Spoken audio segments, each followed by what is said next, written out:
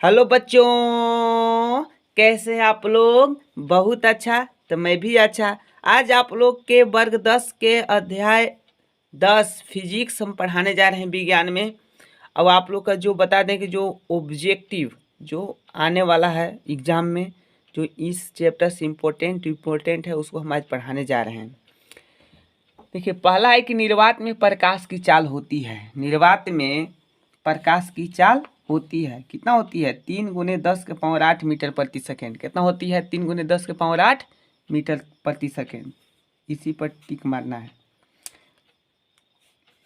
दूसरा है कि समतल दर्पण द्वारा बना प्रतिबिंब होता है सीधा, बराबर, आभासी, सभी। समतल दर्पण में क्या होता है? सभी।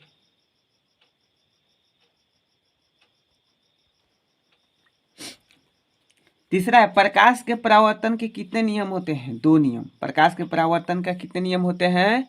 2। प्रकाश के परावर्तन के कितने नियम होते हैं? 2। परावर्तन के नियम लागू होते हैं। परावर्तन के नियम लागू होते हैं केवल समतल दर्पण पर, केवल अवतल दर्पण पर, केवल उत्तल दर्पण पर, सभी परावर्तक पृष्ठों पर। सभी माने समतल में भी, अवतल में भी, उत्तल में भी और सभी परावर्तक पृष्ठों पर यह नियम होता है प्रकाश के नियम। गोलीय दर्पण के ज्यामितीय केंद्र को क्या कहते हैं? ध्रुव। इसको इंग्लिश में बोलते हैं पोल। क्या बोलते हैं? पोल, ध्रुव। किसी गोलीय दर्पण की फोकस दूरी उसकी वक्रता त्रिज्या की क्या होती है? आधी। कितनी होती है? आधी। फोकस दूरी उसकी वक्रता त्रिज्या कितनी होती है? आधी।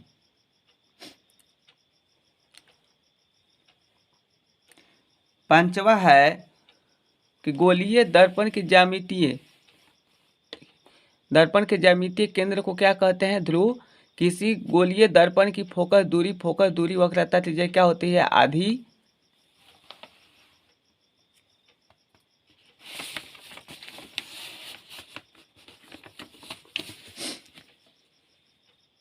फिर अगला है कि गोलीय दर्पण की फोकस दूरी एवं वक्रता त्रिज्या में क्या संबंध है? r बराबर 2f। r बराबर क्या होता है? 2f। या होता है f बराबर r/2। लेकिन यहाँ इसमें दिया है r बराबर 2f, माने वक्रता त्रिज्या फोकस दूरी से दोगुनी होती है, इसलिए यही से r बराबर 2f या f बराबर r/2 दो आंसर होता है इसका। एक गोलीय दर्पण की वक्रता त्रिज्या 20 है तो इसकी फोकस दूरी क्या होगी? वक्रता त्रिज्या से फोकस दूरी अधिया होती है। ती है 20, तो 20 है तो कितना हो जाएगा? 10। 20 का अधिया कितना हो जाएगा? 10, क्योंकि f बराबर r/2, तो भाग देंगे तो कितना हो जाएगा? 10। अगला है उस दर्पण की फोकस दूरी क्या होगी जिसकी त्रिज्या 32 है? एक उस गोलीय दर्पण की फोकस दूरी क्या होगी जिसकी वक्रता त्रिज्या 32 है। 32 का अधिया क्या होगा? 16। वक्रता त्रिज्या रहेगा, फोकस दूरी ज्ञात करना रहेगा तो अधिया देंगे, तो 32 का दिया 16, तो 16 सही है। यदि f का मान 12 है तथा r का मान क्या होगा? 12 दूना, f है दूना होता है r, तो ये है 12, r कितना हो जाएगा? 24। मान दिया है तो कितना हो जाएगा? 12 दूना 24, 24 सही है। यदि f का मान 16 है तब r का मान क्या होगा? 16 दूना 32, दोगुना। ठीक है। और हम लोग सीखेंगे नेक्स्ट।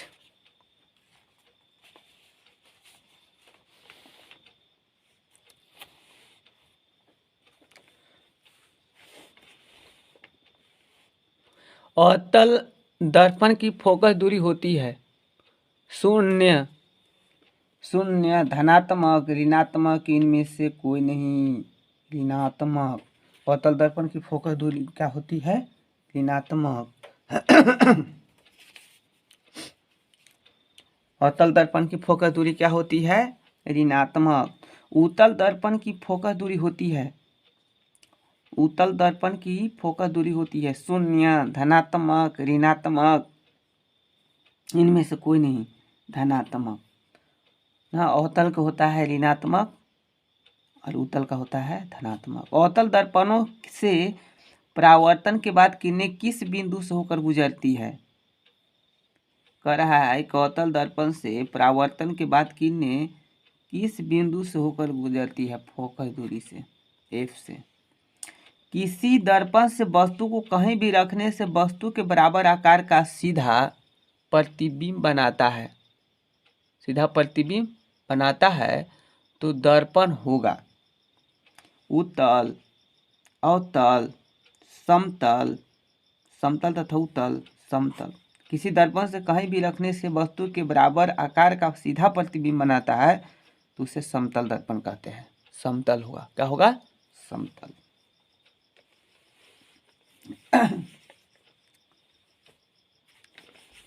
अगला है अवतल दर्पण के सामने किसी वस्तु को कहाँ पर रखा गया है जिससे उसके समान आकार का उल्टा प्रतिबिंब बनेगा? कह रहा है कि ध्रुव पर, फोकस पर, वक्रता केंद्र पर, ध्रुव और फोकस के बीच में वक्रता केंद्र पर। कहाँ? वक्रता केंद्र पर। अवतल दर्पण के सामने किसी वस्तु को कहाँ पर रखा गया है जिससे उसके समान आकार का उल्टा प्रतिबिंब बनेगा? वक्रता केंद्र पर। जब वस्तु अवतल दर्पण के वक्रता केंद्र सी पर हो तो प्रतिबिंब कहाँ बनेगा? सी पर, एफ पर, सी और एफ सी पर बनता है। कहाँ बनता है? सी पर। जब किसी वस्तु अवतल दर्पण के वक्रता केंद्र सी पर हो तो प्रतिबिंब कहाँ बनेगा? सी पर। किसी बीम का अवतल दर्पण द्वारा बना प्रतिबिंब आभासी, सीधा तथा बीम से बड़ा पाया गया है। वस्तु की स्थिति कहाँ होनी चाहिए? मुख्य फोकस तथा वक्रता केंद्र के बीच, वक्रता केंद्र पर, वक्रता केंद्र से परे, दर्पण के ध्रुव तथा फोकस के बीच, दर्पण के ध्रुव तथा फोकस के बीच। नेक्स्ट, किसी दर्पण से आप चाहे कितनी ही दूरी पर खड़े हों, आपका प्रतिबिंब सदैव सीधा प्रतीत होता है। संभवतः दर्पण है केवल समतल, केवल अवतल, केवल समतल, या तो समतल अथवा उत्तल। चौथा, समतल अथवा उत्तल। कौन सी दर्पण आभासी, सीधा तथा वस्तु के आकार से छोटा प्रतिबिंब बनता है? कौन सी दर्पण आभासी, सीधा तथा वस्तु के आकार से छोटा प्रतिबिंब बनता है? उत्तल। कौन बनता है? उत्तल। उत्तल दर्पण द्वारा बना प्रतिबिंब सदैव होता है उल्टा, वास्तविक, आवर्धित, सीधा। हमेशा सीधा होता है उत्तल दर्पण द्वारा बना प्रतिबिंब। उत्तल दर्पण का प्रयोग निम्नलिखित में किस वस्तु में किया जाता है? गाड़ी के साइड मिरर के रूप में। हाँ, गाड़ी के साइड मिरर के रूप में। गाड़ी के हेडलाइट में ना, और अपना चेहरा देखने के लिए ना, सूक्ष्मदर्शी में ना, गाड़ी के साइड मिरर में उत्तल दर्पण का प्रयोग किया जाता है। साइड मिरर जो पीछे को देखने के लिए करते हैं ना, उसी में। नेक्स्ट है, जब किसी बीम को किसी अवतल दर्पण के फोकस और ध्रुव के बीच रखा जाता है तो उसका प्रतिबिंब दर्पण के पीछे बनता है। यह प्रतिबिंब होता है वास्तविक, उल्टा, आभासी और सीधा। आभासी और सीधा, आभासी और सीधा होता है। क्या होता है? आभासी और सीधा। कब? जब किसी बीम को किसी अवतल दर्पण के फोकस और ध्रुव के बीच रखा जाता है तब। किसी अवतल दर्पण में वस्तु कहाँ रखा गया है जिसके उसका सीधा और आवर्धित प्रतिबिंब बनेगा? ध्रुव पर, फोकस पर, वक्रता केंद्र पर, ध्रुव और फोकस के बीच में। कहाँ? ध्रुव और फोकस के बीच में। नेक्स्ट है, किस दर्पण का दृश्य क्षेत्र विस्तृत होता है? अवतल दर्पण का, उत्तल दर्पण का, समतल दर्पण का, इनमें से कोई नहीं। उत्तल दर्पण का। किसका? उत्तल दर्पण का। अवतल दर्पण का उपयोग निम्नलिखित किस वस्तु में किया जाता है? गाड़ी के साइड मिरर में, गाड़ी के हेडलाइट में। कहाँ किया जाता है? हेडलाइट में। अवतल दर्पण का प्रयोग इसमें कहाँ किया जाएगा? हेडलाइट में। वाहनों के पक्ष दृश्य दर्पण के रूप में किस दर्पण का उपयोग किया जाता है? माने पीछे को देखने के लिए किस दर्पण का? उत्तल दर्पण। कौन? उत्तल। वाहनों के अग्रदीप से किस दर्पण का उपयोग? अवतल। हेडलाइट के रूप में अवतल हुए आगे देखने के लिए। सौर भट्टियों में किस दर्पण का उपयोग किया जाता है? अवतल। सौर भट्टियों में किसको उपयोग किया जाता है? अवतल दर्पण का। मोटर चालक के सामने कौन सा दर्पण लगा होता है? मोटर चालक के सामने, मोटर चालक के सामने कौन सा? उत्तल। सोलर कुकर में किस गोलीय दर्पण का उपयोग किया जाता है? सोलर कुकर में कौन चीज में? सोलर कुकर रहेगा तो अवतल का। सोलर कुकर में किस में? अवतल का। हजमात मतलब जब नौआ दाढ़ी बनाता है तो किस दर्पण का व्यवहार किया जाता है? अवतल। कौन चीज का? अवतल का। नौआ कौन चीज का करता है? अवतल का। उत्तल लेंस की फोकस दूरी होती है धनात्मक। उत्तल दर्पण की फोकस दूरी क्या होती है? धनात्मक। अवतल लेंस की फोकस दूरी होती है ऋणात्मक। अवतल लेंस की क्या होती है? ऋणात्मक। अवतल लेंस की ऋणात्मक। अवतल लेंस की ऋणात्मक। लेंस में कितने मुख्य फोकस होते हैं? 2। लेंस में कितने होता है मुख्य फोकस? 2 होता है। लेंस में कितने वक्रता केंद्र होते हैं? 2।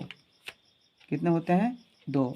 लेंस में मुख्य फोकस 2 और वक्रता केंद्र भी 2 होते हैं।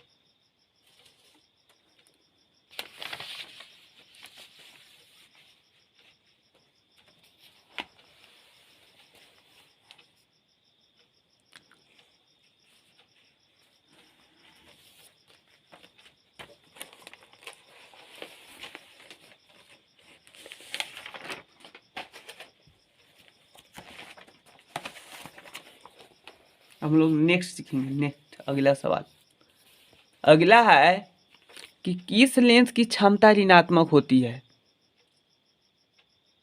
अवतल लेंस की। किसकी?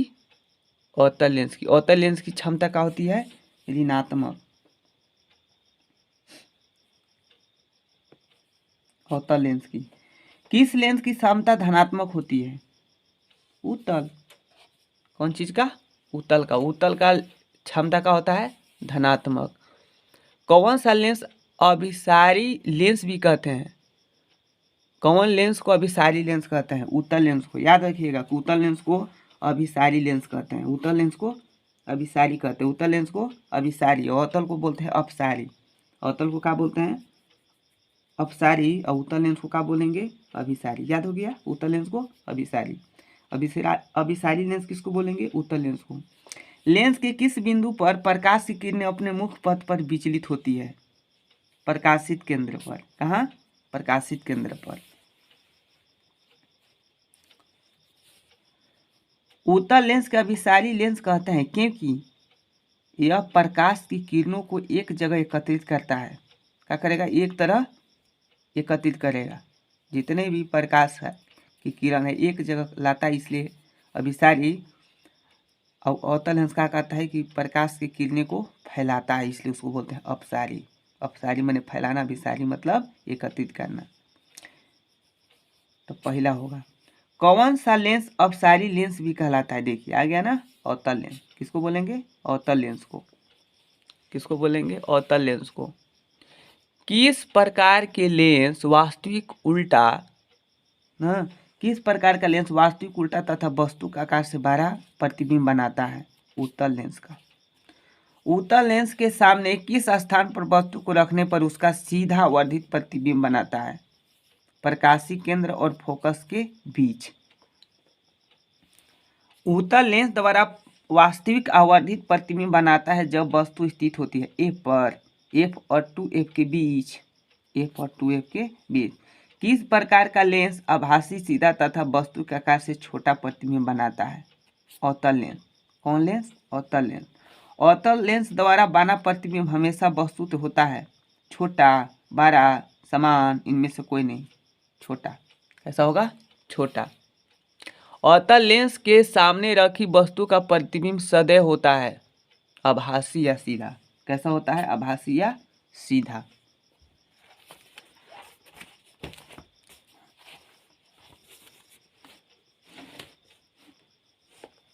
अब अगला सीखेंगे अवतल लेंस द्वारा किसी वस्तु का हमेशा किस प्रकार का प्रतिबिंब बनाता है? आभासी। कैसा बनाता है? आभासी। निम्नलिखित में कौन सा पदार्थ लेंस बनाने के लिए प्रयुक्त नहीं होता है? जल, कांच, प्लास्टिक, मिट्टी कभी नहीं होगा। मिट्टी। किस बीम का वास्तविक तथा समान साइज का प्रतिबिंब प्राप्त करने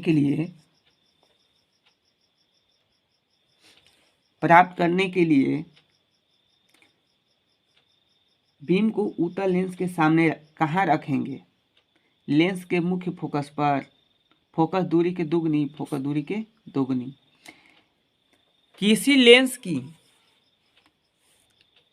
किसी गोलीय दर्पण तथा किसी पतले गोलीय लेंस दोनों की फोकस दूरी 15 सेंटीमीटर है।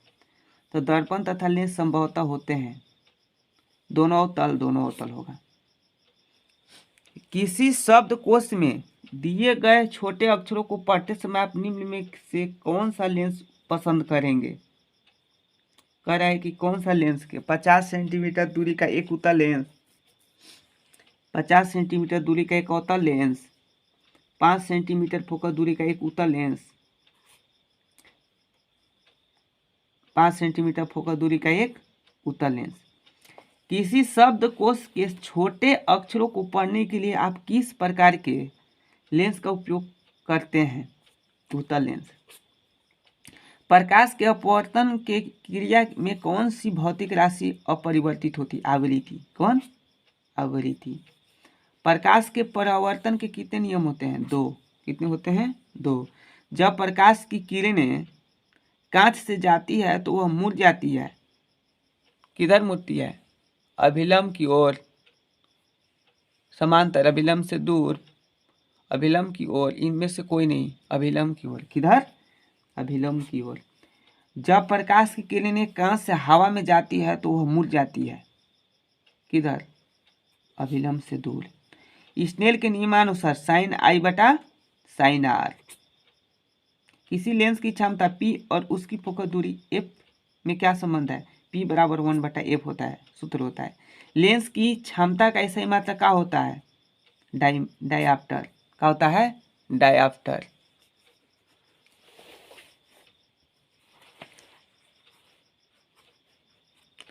निम्नलिखित में किसका मात्रक डायऑप्टर होता है? लेंस की क्षमता का। किसका? लेंस की क्षमता का। तीसरा, 1 मीटर फोकस दूरी वाले उत्तल लेंस की क्षमता होती है। 1 मीटर फोकस दूरी वाले उत्तल लेंस की क्षमता होती है 1D। किसी उत्तल लेंस की फोकस दूरी हमेशा होती है पॉजिटिव, निगेटिव, मतलब धनात्मक, ऋणात्मक, 0 के अनंत होता है धनात्मक। -4D क्षमता वाले अवतल लेंस की फोकस दूरी होगी 25 सेंटीमीटर। कितना होगी? 25 सेंटीमीटर। किसी उत्तल लेंस की फोकस दूरी 50 सेंटीमीटर हो तो उसकी क्षमता होगी 2D। कितना? 2D। 2D क्षमता वाले लेंस को फोकस अंतर होता है 20, 30, 40, 50। कितना होता है? 50। 10 सेंटीमीटर ऊंची एक वस्तु किसी लेंस के सामने रखी है जिससे उसका 3 गुना बड़ा प्रतिबिंब बनेगा तो उस लेंस द्वारा उत्पन्न आवर्धन क्या होगा? 3 गुना बनेगा तो क्या होगा? 3। कितना? 3। यदि अनंत पर स्थित वस्तु का प्रतिबिंब उत्तल लेंस द्वारा 10 सेंटीमीटर की दूरी पर बनता है तो लेंस की फोकस दूरी है 10 सेंटीमीटर। कितना है? 10 सेंटीमीटर। आप लोग इसी तरह की वीडियो को देखने के लिए मेरा चैनल को सब्सक्राइब कीजिए। आज हम फिजिक्स के पहला चैप्टर प्रकाश का अपवर्तन और परावर्तन, प्रकाश का परावर्तन और अपवर्तन हम पढ़ा दिए हैं। आप लोग मेरा वीडियो को लाइक कीजिए, शेयर कीजिए, कमेंट कीजिए। Thank you.